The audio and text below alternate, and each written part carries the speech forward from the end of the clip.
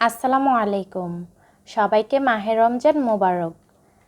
আর কিছুদিন পরে রমজান শুরু, তাই রমজান আয়োজনে তৈরি করে দেখাবো আলুর চপ ও বেগুনি রেসিপি। রমজান মাসে ইফতারের সময় বিভিন্ন রকম আইটেমের পাশে এই আলুর চপ ও বেগুনি থাকে। যারা একেবারেই নতুন তাদের জন্য আমার আজকের রেসিপি কাজে আসবে। তাহলে দেরি না করে তৈরি করে ফেলি আজকের রেসিপি। একটি মিক্সিং বোলে 1 কাপ সেদ্ধ আলু ম্যাশ করে নিয়ে নিলাম।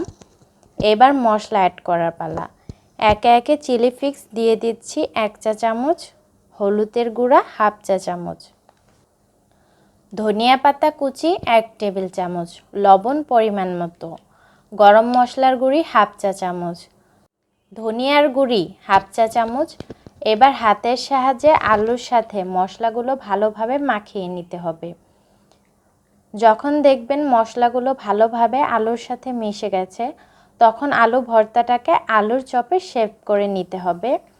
এজন্য অল্প কিছু পরিমাণ আলু ভর্তা হাতে নিয়ে চেপে চেপে একটু চ্যাপ্টা করে দিব, যেমনটা আমরা কাবাবের জন্য করে থাকি।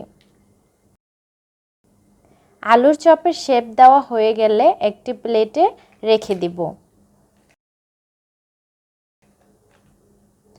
এবং একে একে সবগুলো তৈরি করে নিলাম। আপনারা চাইলে এই পর্যায়ে ডিপ ফ্রিজে সংরক্ষণ করতে পারেন। এবার বেসনের গোলাটা তৈরি করে নিব। 1 কাপ বেসন নিয়ে নিলাম। বেসনের গোলাটা ঝাল করার জন্য 1 চা চামচ মরিচের গুঁড়া দিয়ে দিলাম, ধনিয়ার গুঁড়া 1/2 চা চামচ, এটা অপশনাল, পরিমাণ মতো লবণ। এবার একটি হ্যান্ড মিক্সারের সাহায্যে শুকনো উপকরণগুলো একত্রে মিক্স করে নিব। মিক্স করা হয়ে গেলে পানি অ্যাড করে দিব। আমি এখানে 1 কাপ পানি নিয়েছি। পানিটা আমি একবারে দিব না, বারে বারে মেশাবো আর দিব। আপনারা যদি একবারে পানি দিয়ে দেন তাহলে গোলাটা পাতলা হয়ে যাওয়ার চান্স থাকে, তাই চেষ্টা করবেন অল্প অল্প পানি দিয়ে গোলাটা মেশানোর জন্য। বেসনের গোলাটা যত ভালোভাবে মিক্স করবেন বেগুনি ও আলুর চপ তত ভালো হবে। এবার একটা আঙ্গুল বেসনের ভেতর ডুবিয়ে দেখবেন আঙ্গুলটা সুন্দরভাবে কোট হয়ে গেছে, তখন বুঝবেন আমাদের বেসনের গোলাটা তৈরি হয়ে গেছে। চুলায় একটি প্যান বসিয়ে তাতে পর্যাপ্ত পরিমাণ তেল গরম করে নিব। তেল গরম হয়ে এলে তৈরি করে রাখা আলুর চপ নিয়ে বেসনের ভেতর 2 পাশ ডুবিয়ে তেলে দিয়ে দিতে হবে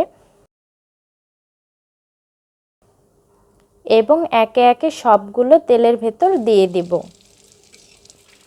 আর চুলার আঁচটা মিডিয়াম করে রাখতে হবে।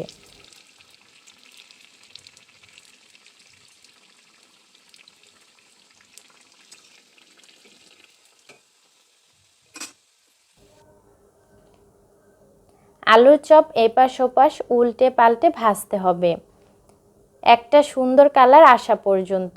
যখন দেখবেন আপনার মনের মতো কালার হয়ে গেছে, সেই পর্যায়ে তেল থেকে তুলে ফেলতে হবে। বেগুনি বানানোর জন্য একটা বেগুন লম্বা লম্বা স্লাইস করে কেটে নিয়েছি। একটি বেগুনের স্লাইস বেসনের ভেতর 2 পাশ ডুবিয়ে তেলে দিয়ে দিব। একই পদ্ধতিতে সবগুলো বেগুনি তেলের ভেতর দিয়ে দিতে হবে। এক পাশ হয়ে এলে উল্টে পাল্টে দিতে হবে। 2 পাশ সুন্দরভাবে ভাজতে হবে।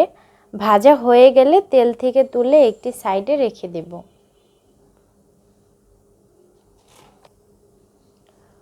খুব সহজ পদ্ধতিতে তৈরি হয়ে গেল আলুর চপ ও বেগুনি। তাই ভিডিওটি ভালো লাগলে আমাদের চ্যানেলটি সাবস্ক্রাইব করে পাশে থাকবেন।